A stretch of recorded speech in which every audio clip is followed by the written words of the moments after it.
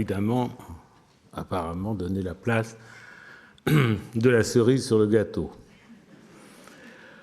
Je préférerais penser au breuvage que je vais vous servir comme un digestif. Après les nourritures vous ont apporté ce congrès, au fond, faire passer la chose pour ouvrir l'appétit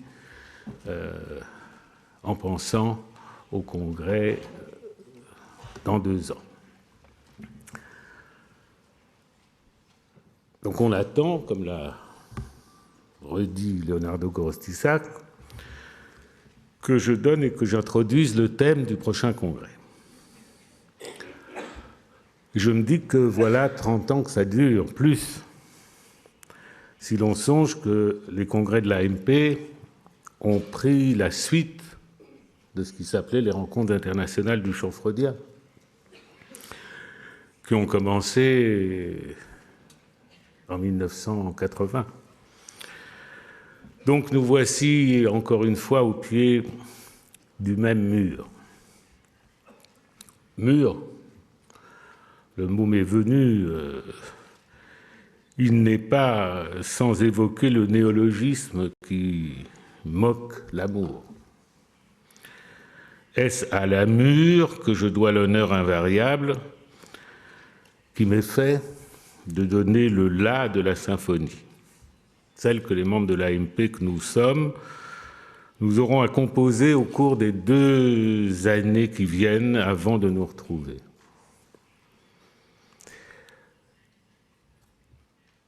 Est-ce là un fait de transfert rémanent à l'endroit de celui à qui est revenue la charge de fonder notre association jadis. Mais comme je l'ai rappelé, la charge d'intituler, de donner un nom, au moins un thème, je l'assumais dès avant, dès la première rencontre internationale qui s'était à Buenos Aires, en la présence de Lacan. Si à mur il y a, je ne le rapporterai pas à la fonction de fondateur que rien ne consacre dans nos statuts, mais j'aimerais que ce soit celle d'un éclaireur, fonction que je m'étais assignée en intitulant le titre de mon cours « L'orientation lacanienne ».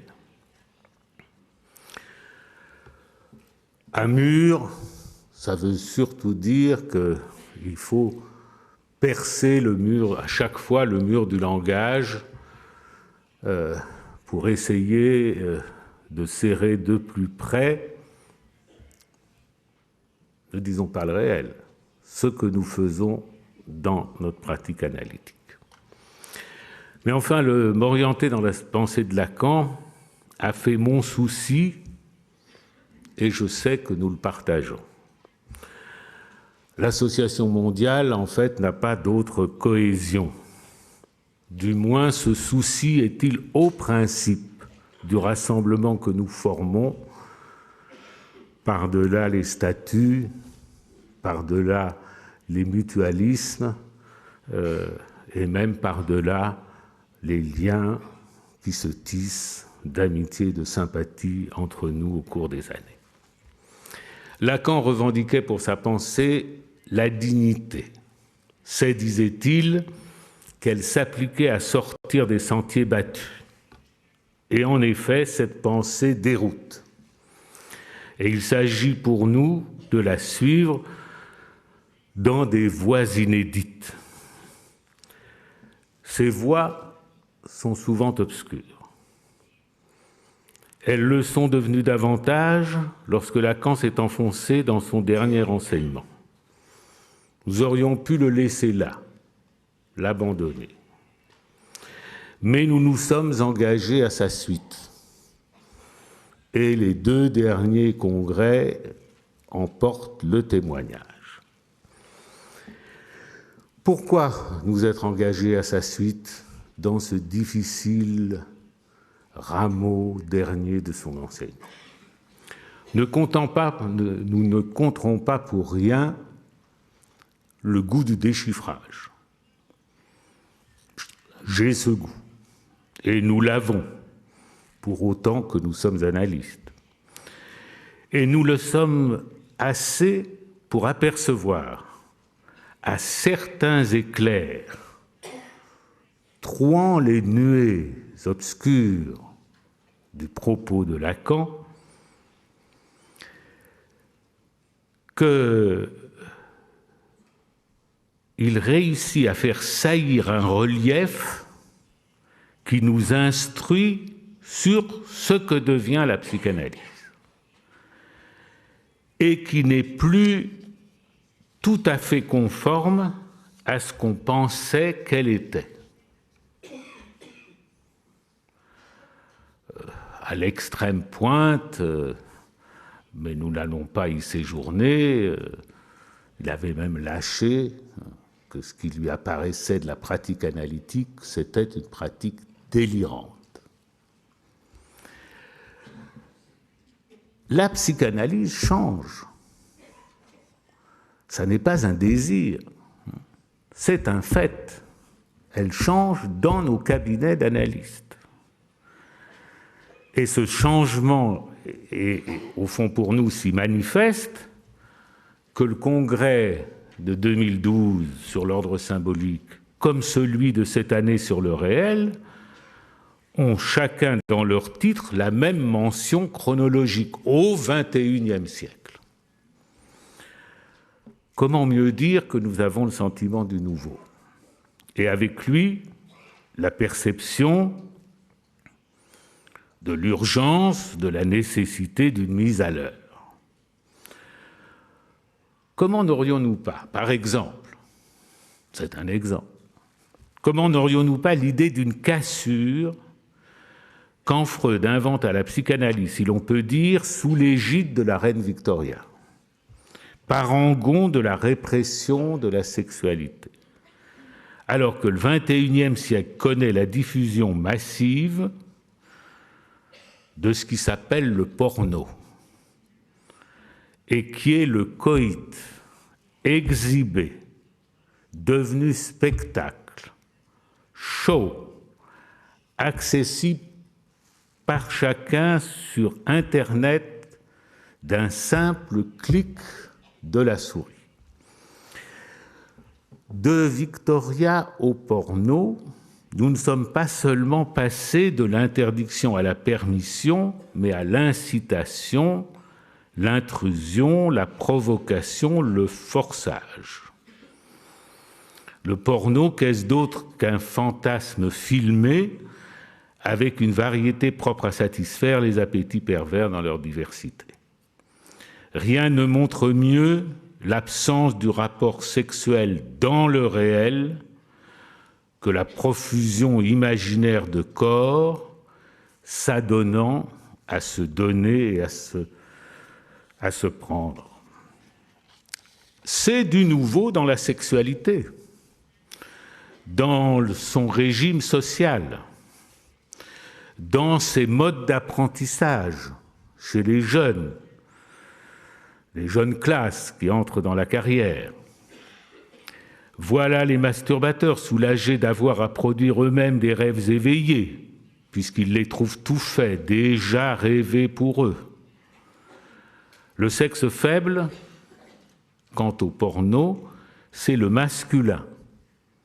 Il y cède le plus volontiers, et combien de fois n'entend-on pas en analyse des hommes se plaignant d'une compulsion à suivre les ébats pornographiques, voire à les stocker dans une réserve électronique. De l'autre côté, celui des épouses et des maîtresses, on pratique moins qu'on ne s'avise de la pratique de son partenaire. Et alors, c'est selon, on le tient pour une trahison ou pour un divertissement sans conséquence. Cette clinique de la pornographie est du XXIe siècle.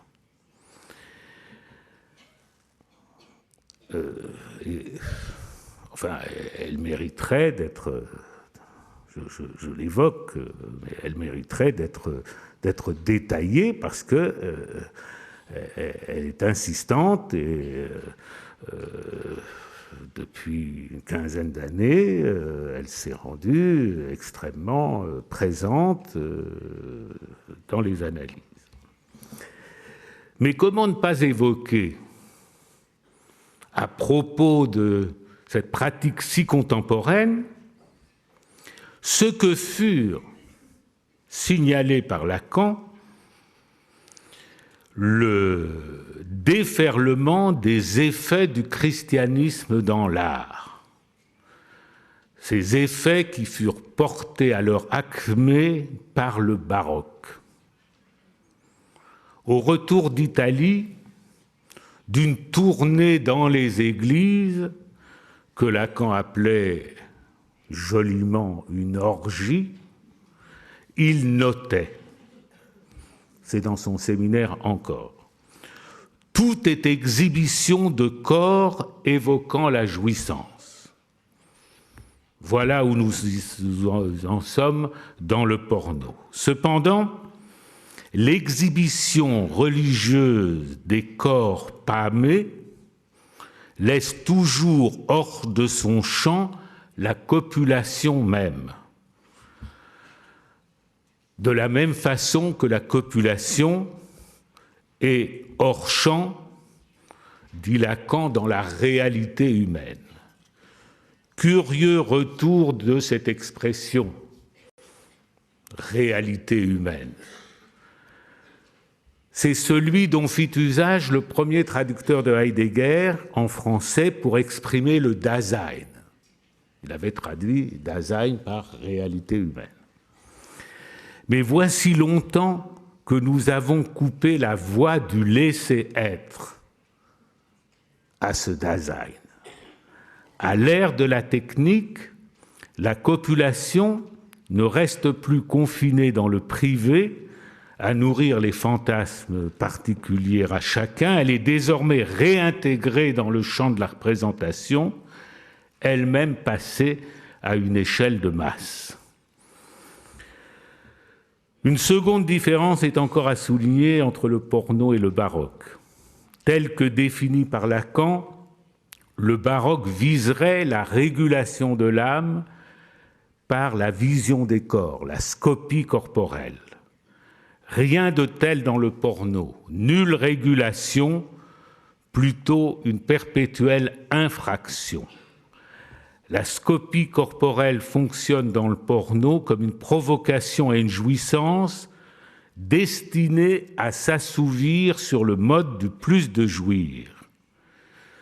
Mode transgressif par rapport à la régulation et homéostatique et précaire dans sa réalisation silencieuse et solitaire. Ordinairement, la cérémonie de part et d'autre de l'écran s'accomplit sans parole, si avec les soupirs ou les cris mimés du plaisir. L'adoration du phallus, jadis secret des mystères, demeure un épisode central, sauf dans le porno lesbien, un épisode central mais désormais banalisé. La diffusion planétaire de la pornographie par le biais de la toile électronique a sans doute des effets dont le psychanalyste a le témoignage. Que représente l'omniprésence du porno au commencement de ce siècle? Rien d'autre que le rapport sexuel n'existe pas. Voilà ce qui est répercuté, ce qui est en quelque sorte chanté par ce spectacle incessant et toujours disponible. Car seule cette absence est susceptible de rendre compte de cet engouement dont nous avons déjà à suivre les conséquences dans les mœurs des jeunes générations. Quant au style des relations sexuelles, désenchantement, brutalisation, banalisation, la furie copulatoire atteint dans la pornographie un zéro de sens qui fait songer à ce que Hegel, enfin ça fait songer les lecteurs de la phénoménologie de l'esprit, qui ne sont pas morts, un zéro de sens qui fait songer à ce que Hegel dit de la mort infligée par la liberté universelle devant la terreur, à savoir qu'elle est, je cite, la plus froide et la plus plate, sans plus de signification que de trancher une tête de chou ou d'engloutir une gorgée d'eau. La copulation pornographique a la même vacuité sémantique. Le rapport sexuel n'existe pas, point d'exclamation. Faut-il entendre cette sentence avec l'accent que met Plutarque quand il rapporte, seul à le faire dans l'Antiquité, la parole fatale qui retentit sur la mer, le grand Pan est mort. L'épisode figure dans le dialogue intitulé sur la disparition des oracles. Je l'ai jadis évoqué dans mon cours. Et la parole retentit comme le dernier oracle, annonçant qu'après lui, d'oracle, il n'y en aurait plus. C'est comme l'oracle qui annonce que les oracles ont disparu. De fait, à cette époque, sous Tibère, dans tout le territoire de l'Empire romain, les sanctuaires où la foule jadis se pressait pour solliciter et recueillir les oracles connurent une désaffection croissante. Une mutation invisible cheminant dans les profondeurs du goût fermait la bouche des oracles inspirés par les démons de la mantique. Je dis démons, pas parce qu'ils étaient méchants, mais parce qu'on appelait démons des êtres intermédiaires entre les dieux et les hommes. Et sans doute la figure de Pan les représentait-il. Bien, nous ne pouvons qu'être sensibles au sort des oracles et à ce que un jour, en effet, ils s'effacèrent dans une zone où ils avaient été recherchés goulûment. Nous ne pouvons qu'être sensibles au sort des oracles dans la mesure où notre pratique de l'interprétation, avons-nous coutume de dire, est oraculaire. Mais notre oracle à nous, c'est justement le dit de Lacan sur le rapport sexuel. Et il nous permet de mettre à sa place. Lacan l'a formulé bien avant qu'advienne la pornographie électronique dont je parle. Et pourtant, ce dit nous permet de mettre à sa place le fait de la pornographie. Le fait de la pornographie n'est nullement, qui songerait, la solution des impasses de la sexualité. Il est symptôme de cet empire de la technique qui désormais étend son règne sur les civilisations les plus diverses de la planète, même les plus rétives. Il ne s'agit pas de rendre les armes devant ce symptôme et d'autres de même source. Ils exigent de la psychanalyse interprétation. Se pourrait-il que cet excursus sur la pornographie nous donne accès au titre du congrès prochain? J'ai livré jadis, lors d'un de ces congrès, et Leonardo Gorostiza l'a rappelé, j'ai livré jadis la discipline à laquelle j'avais choisi de m'astreindre dans le choix du thème pour l'AMP. Ils viennent par trois, disais-je, et chacun tour à tour donne la prévalence à l'une des catégories de Lacan, une de ces trois catégories dont les initiales sont RSI. Après l'ordre symbolique, après un réel, il faudrait attendre, alors, comme l'avait parfaitement déduit Leonardo Gorostiza et d'autres, que l'imaginaire vienne au premier plan. sous quelle meilleure espèce le pourrait-il faire qu'au titre du corps? Car on trouve formulé chez Lacan cette équivalence, l'imaginaire c'est le corps. Et elle n'est pas isolée. Son enseignement, dans son ensemble, témoigne en la faveur de cette équivalence.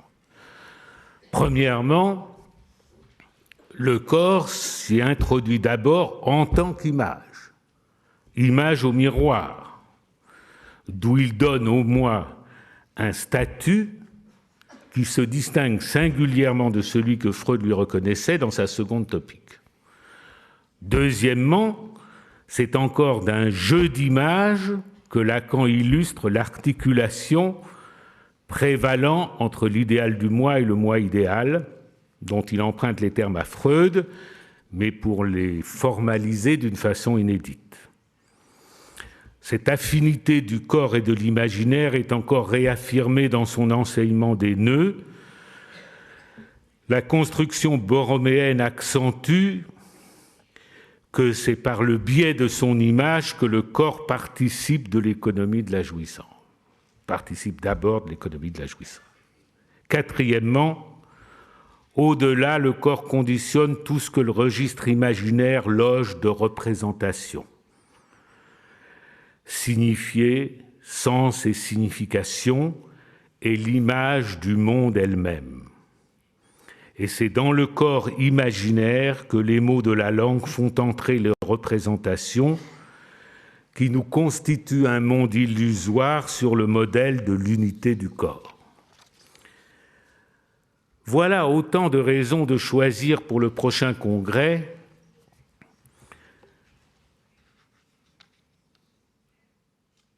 le faire varier le thème du corps dans la dimension de l'imaginaire. Et j'étais presque rallié à cette idée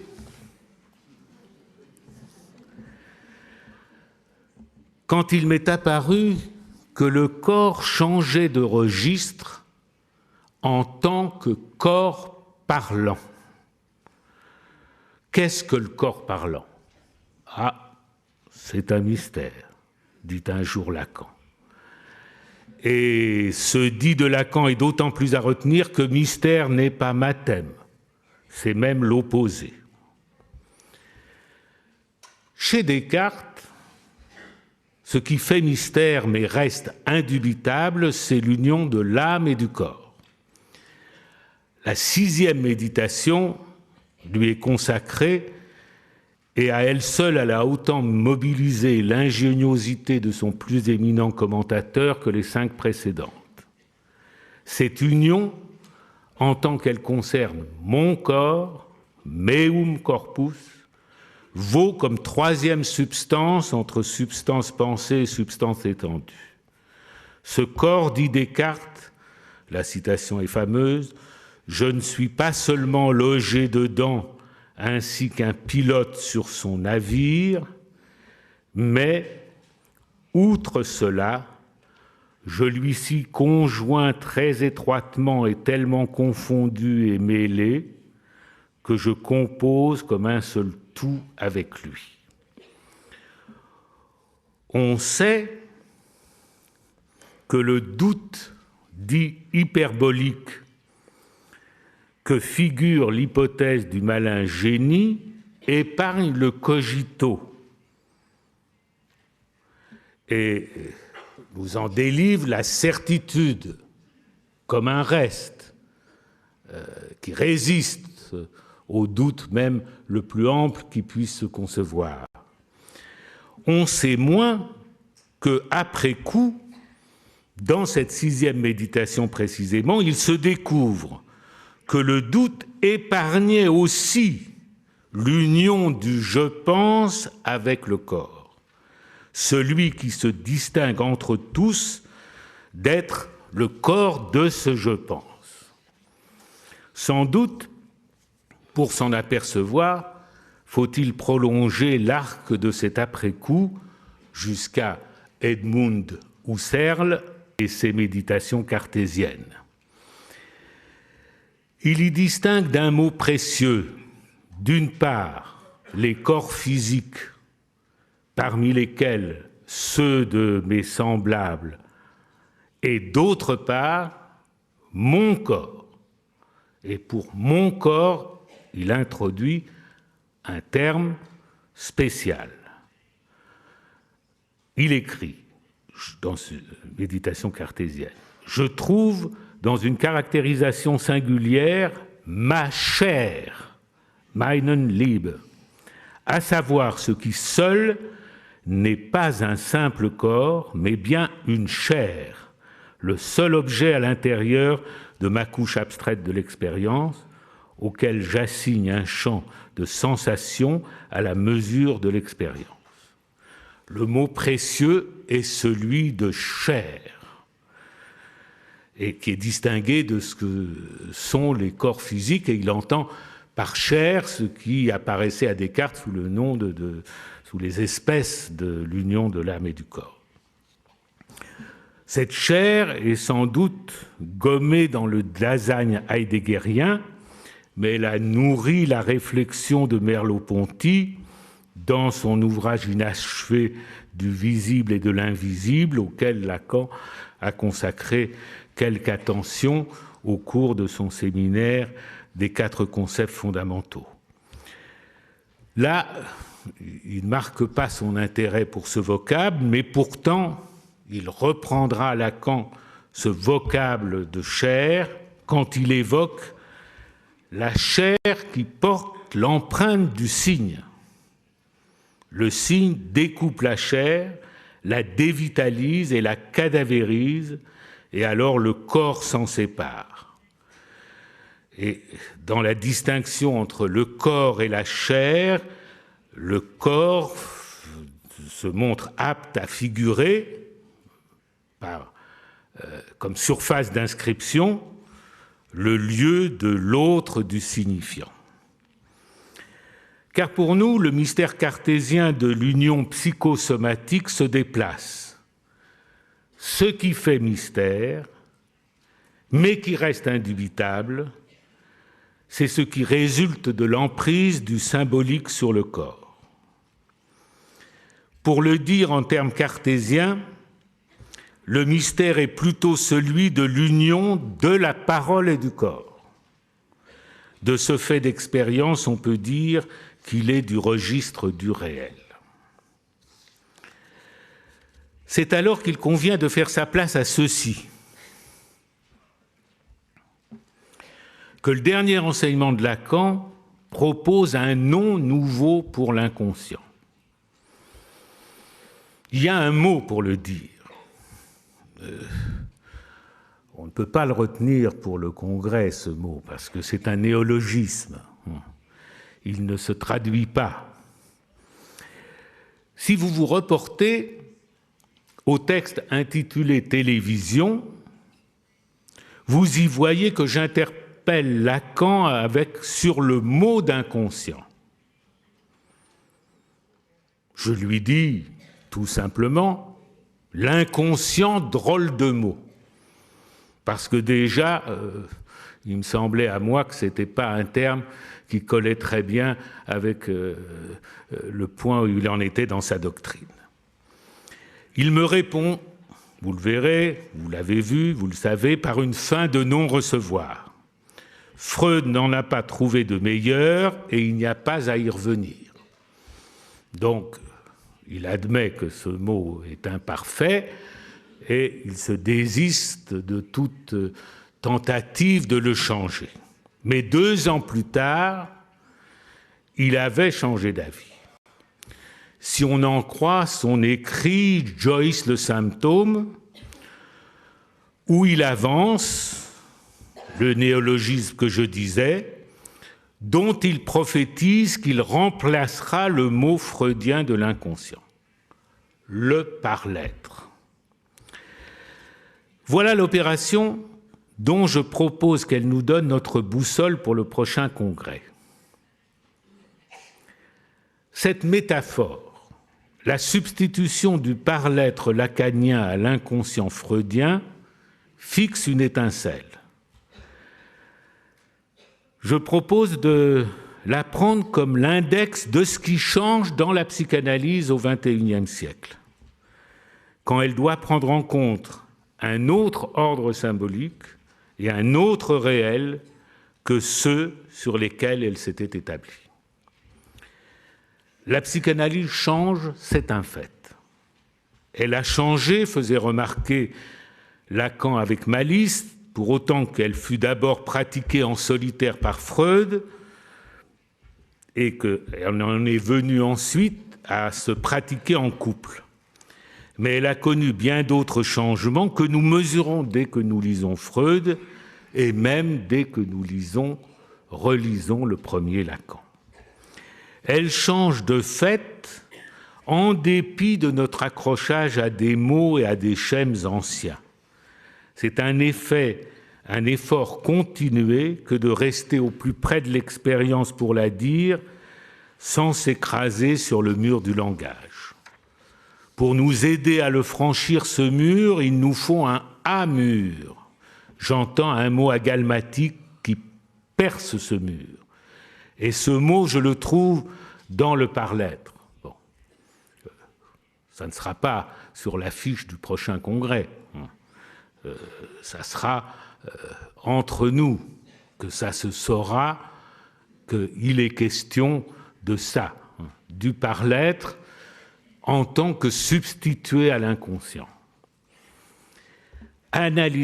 Pour autant que analyser le par-lettre, ce n'est plus exactement la même chose que d'analyser l'inconscient au sens de Freud, ni même l'inconscient structuré comme un langage. Je dirais même, faisons le pari qu'analyser le par-lettre, c'est ce que nous faisons déjà, et qu'il nous reste à savoir le dire. Alors, nous apprenons à le dire. Par exemple, quand nous parlons du symptôme comme d'un symptôme.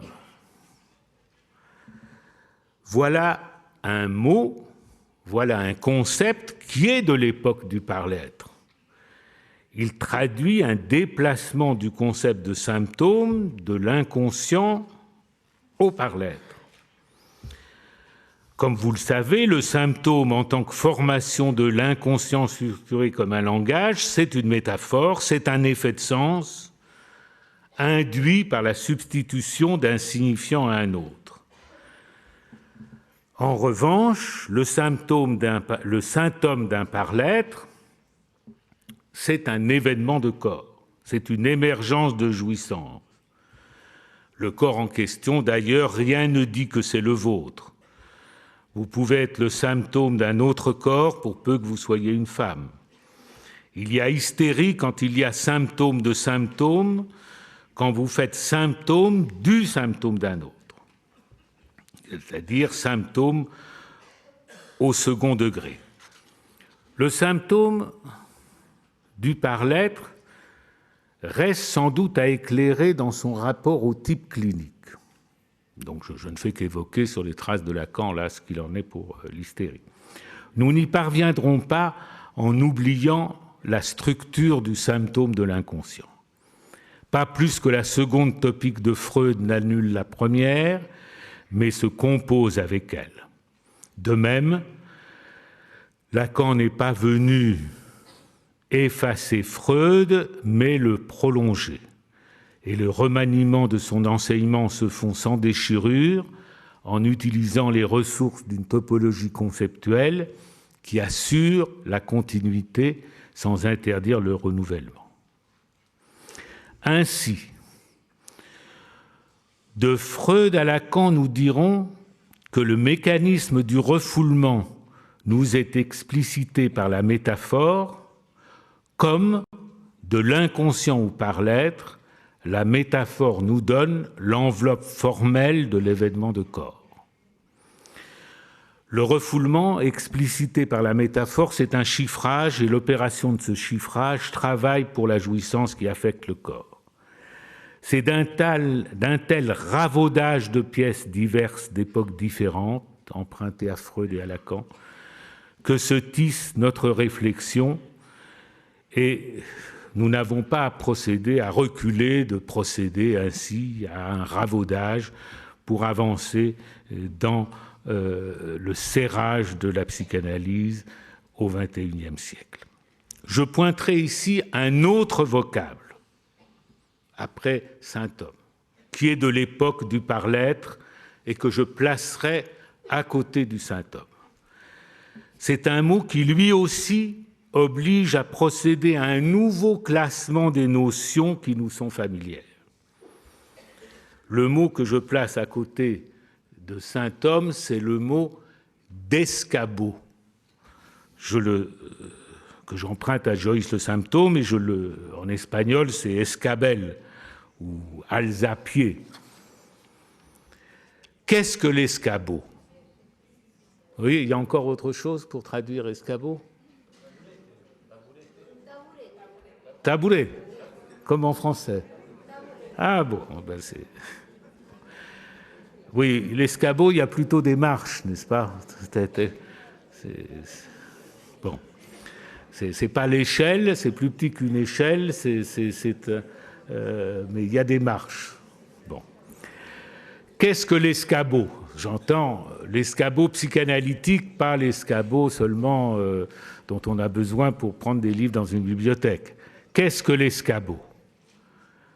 C'est, d'une façon générale, ce sur quoi le par-l'être se hisse, monte pour se faire beau. C'est son piédestal qui lui permet de s'élever lui-même à la dignité de la chose. D'abord, ça par exemple, c'est un petit escabeau pour moi, vous voyez? Bon. L'escabeau, c'est un concept transversal. Ça traduit d'une façon imagée la sublimation freudienne, mais à son croisement avec le narcissisme. Et voilà un rapprochement qui est proprement de l'époque du par-l'être. C'est la sublimation, l'escabeau, c'est la sublimation, mais en tant qu'elle se fonde sur le « je ne pense pas » premier du par-l'être. Qu'est-ce que c'est que ce « je ne pense pas » ? C'est la négation de l'inconscient par quoi le par-l'être se croit maître de son être. Et avec son escabeau, il ajoute à ça qu'il se croit un maître beau. Ce qu'on appelle la culture n'est pas autre chose que la réserve des escabeaux dans lequel on va puiser de quoi se pousser du col et faire le glorieux. Et je me disais, pour donner l'exemple de ces catégories qui me paraissent poindre et dont nous avons besoin, je me disais que je pourrais essayer un parallèle entre le saint-homme et l'escabeau. Qu'est-ce qui fomente l'escabeau? C'est le par-l'être sous sa face de jouissance de la parole. C'est cette jouissance de la parole qui donne naissance aux grands idéaux du bien, du vrai, du beau. Le saint-homme, en revanche, comme symptôme du par-l'être, lui, tient au corps du par-l'être. Le symptôme surgit de la marque qui creuse la parole quand elle prend la tournure du dire et qu'elle fait événement dans le corps. L'escabeau est du côté de la jouissance de la parole qui inclut le sens. En revanche, la jouissance propre au symptôme exclut le sens. Si Lacan s'est passionné pour James Joyce, et spécialement pour son ouvrage Finnegan's Wake, c'est en raison du tour de force ou de farce que cela représente, d'avoir su faire converger le symptôme et l'escabeau. Exactement, Joyce a fait du symptôme même, en tant que hors-sens, en tant qu'inintelligible, l'escabeau de son art. Il a créé une littérature dont la jouissance est aussi opaque que celle du symptôme. et qui n'en demeure pas moins un objet d'art, élevé sur l'escabeau à la dignité de la chose. On peut se demander si la musique, la peinture, les beaux-arts ont eu leur Joyce.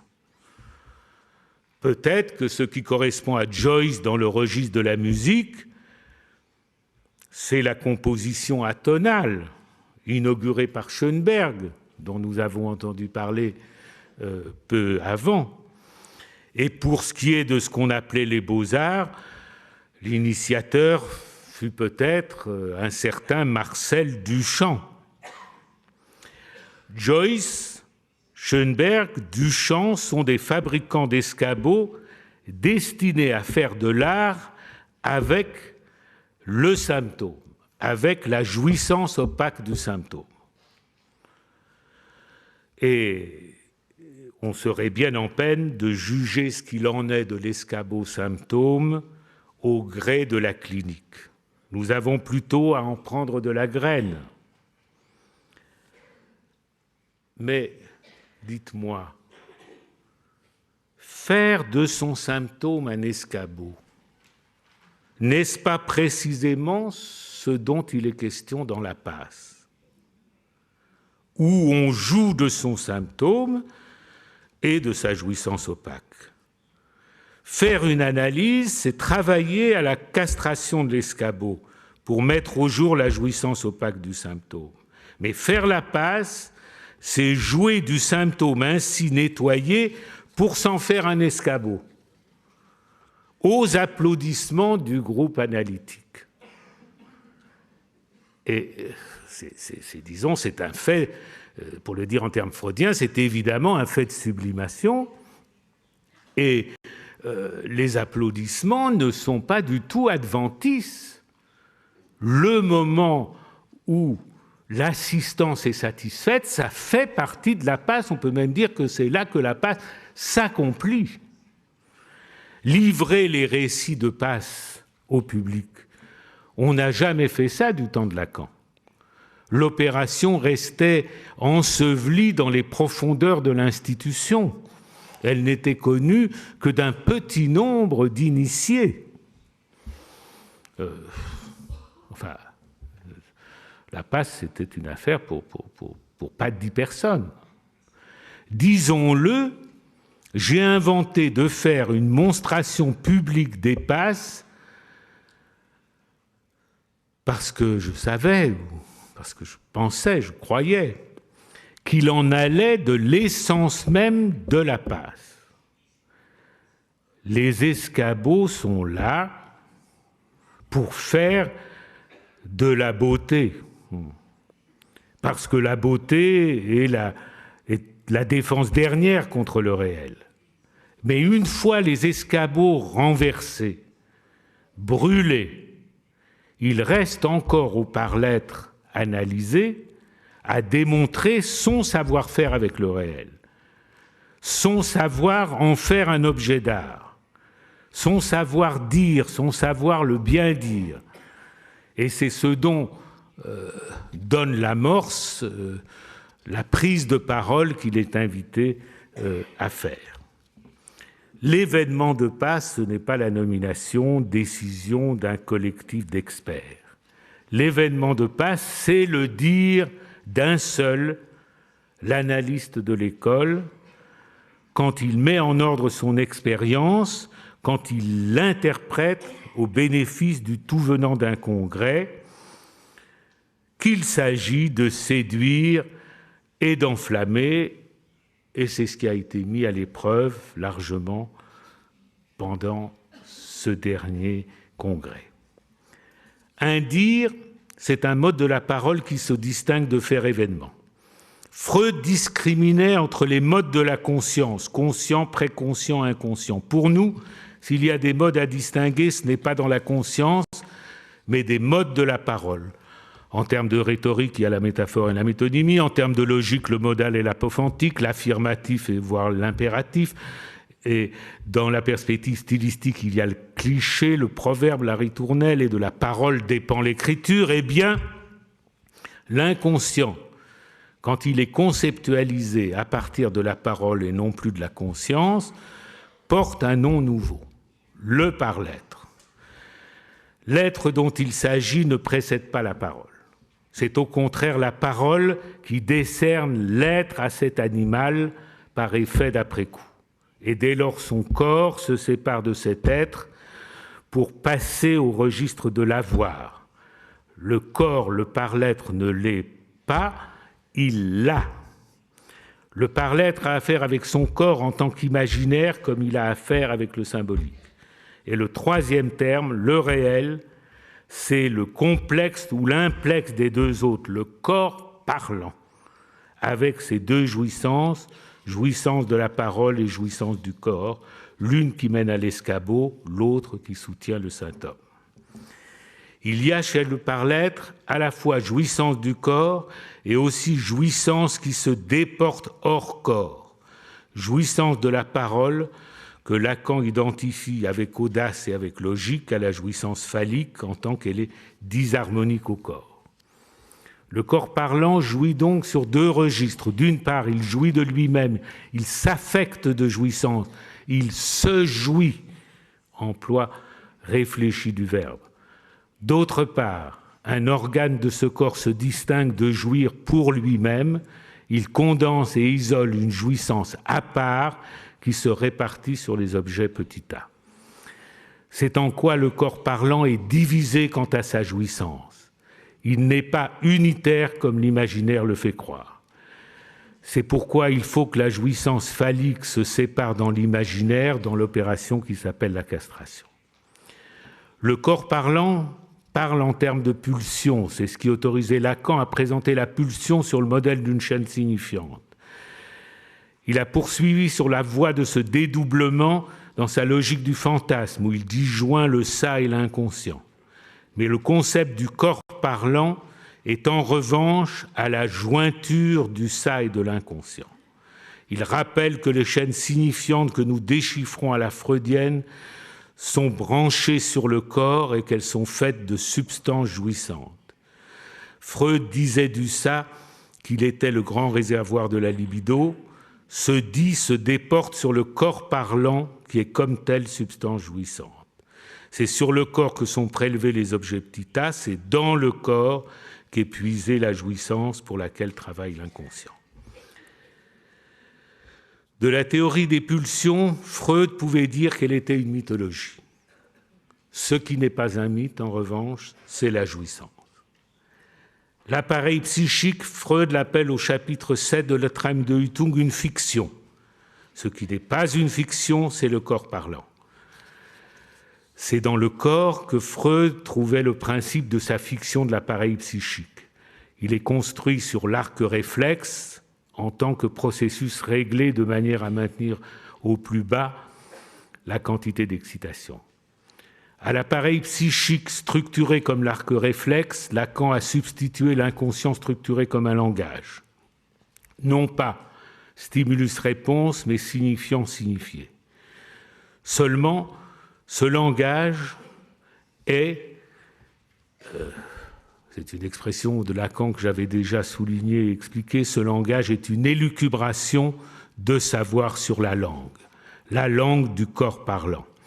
Il s'ensuit que l'inconscient est lui-même une élucubration de savoir sur le corps parlant, sur le par-l'être. Qu'est-ce qu'une élucubration de savoir? C'est une articulation de semblants se déprenant d'un réel et à la fois l'enserrant. La mutation majeure qui a touché l'ordre symbolique au XXIe siècle, c'est qu'il est désormais conçu très largement comme une articulation de semblants. Les catégories traditionnelles organisant l'existence passent au rang de simples constructions sociales, vouées à la déconstruction. Ce n'est pas seulement que les semblants vacillent, mais ils sont reconnus comme des semblants. Et par un curieux entrecroisement, c'est la psychanalyse qui, par Lacan, restitue l'autre terme de la polarité conceptuelle. Tout n'est pas semblant, il y a un réel. Le réel du lien social, c'est l'inexistence du rapport sexuel. Le réel de l'inconscient, c'est le corps parlant. Tant que l'ordre symbolique était conçu comme un savoir régulant le réel et lui imposant sa loi, la clinique était dominée par l'opposition entre névrose et psychose.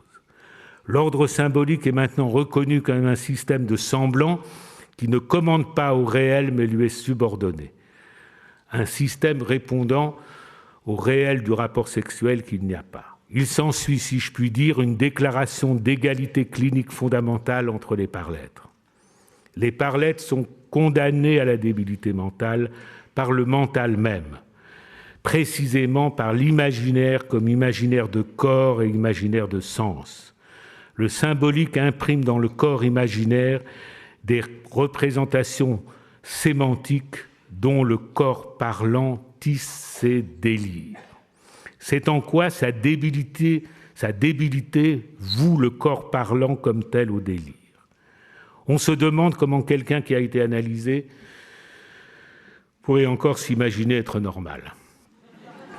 Dans l'économie de la jouissance, un signifiant maître en vaut un autre. De la débilité au délire, la conséquence est bonne. La seule voie qui s'ouvre au-delà, c'est pour le par-l'être de se faire dupe d'un réel, c'est-à-dire de monter un discours où les semblants coincent un réel auquel croire sans y adhérer, un réel qui n'a pas de sens, indifférent au sens et qui ne peut être autre que ce qu'il est. La débilité, c'est au contraire, donc là je vante être dupe d'un réel, la débilité, c'est au contraire la duperie du possible. Être dupe d'un réel, c'est la seule lucidité qui est ouverte au corps parlant pour s'orienter.